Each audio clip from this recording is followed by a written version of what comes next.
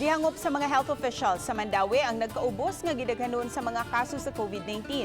Apan matud pa di kini rason aron mokompiyansa. Gani bisan sa maong kalambuan mas gihingusgan gihapon sa syudad ang mga lakang pagkontrol sa virus. Ang detalye sa report ni Nico Sereno. Kagahapon kadugang kaso ang napuno sa syudad sa Mandaue nga usa sa labing ubos nga natala sud sa usa ka adlaw. Sa dato sa DOH, musumada na sa 2,073 ang total confirmed cases, apan 901 niini ang aktibo. Mas daghan ang natala nga recoveries nga miabot na sa 1,096.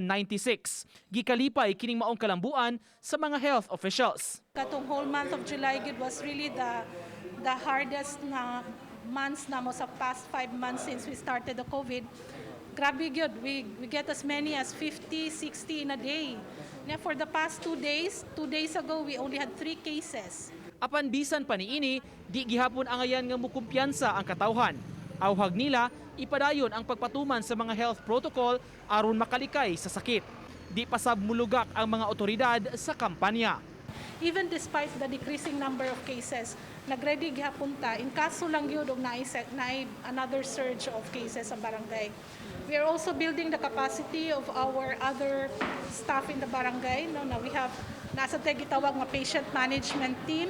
Si Mayor Jonas Cortez mi-issue karong bag-o og kamanduan sa pagpa-restructure sa Emergency Operations Center kon EOC kontra COVID-19.